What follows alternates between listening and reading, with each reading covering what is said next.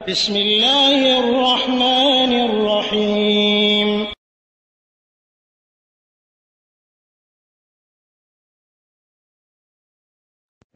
ওয়ালাইকুম আসসালাম রহমতুল্লাহি ওয়া বারাকাতুহু। এক ভাই জানতে চেয়েছেন যে রমজান মাসে মাগরিব থেকে এশার মধ্যে যদি কেউ 2 রাকাত সালাত আদায় করে তাহলে 70,000 ফেরেশতা কিয়ামত পর্যন্ত তাদের সওয়াব লিখতে থাকে।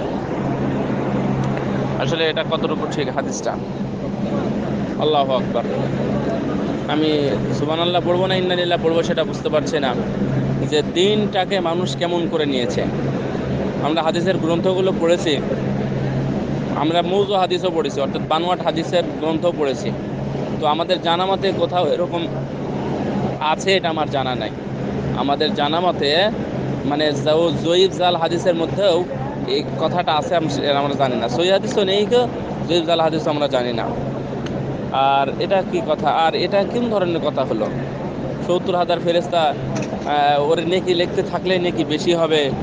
আর আল্লাহ রাব্বুল আলামিন বলেছেন আনা আজজি বিহি, আমি তোমাকে দেব। তাহলে সেটা যদি কিয়ামত পর্যন্ত, কেন আরও যদি কোটি কোটি বছর ধরেও লেখে আর আল্লাহ যদি দেন মানে রমজানের আজর, রমজানের নেকি, তাহলে আমার কোটি কোটি, যদি 70,000 বলেছে 70 কোটি ফেরেশতাও যদি কিছু লেখে তাহলে আল্লাহর সমান কি প্রাপ্য হবে? আল্লাহ যেটা দেবেন, আল্লাহ বলেছেন যে কেউ যদি সুবহানাল্লাহি তামলাউল মিজান, সুবহানাল্লাহ আলহামদুলিল্লাহ তামলাউ মা বাইনাস সামাওয়াতি ওয়াল আরদ, কেউ যদি সুবহানাল্লাহ বলে, কেউ যদি সুবহানাল্লাহ আলহামদুলিল্লাহ বলে, তাহলে আসমান জমিনের মধ্যে যত জায়গা আছে সেই জায়গাগুলো আল্লাহ পরিপূর্ণ করে দেবেন। তাহলে কত হাজার ফেরেশতা লাগবে সেটা তো আমরা জানি না।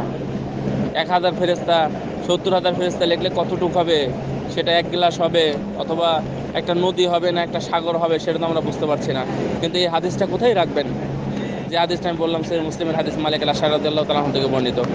আরেকটা হাদিসে ওই একই হাদিসের অংশ কেউ যদি বলে তাহলে মানে মানে মিজান, অর্থাৎ কিয়ামতের দিনে মিজান হবে, মিজানের পাল্লা আল্লাহ সেদিন পরিপূর্ণ করে দেবেন। তাহলে আপনার আর কি প্রয়োজন?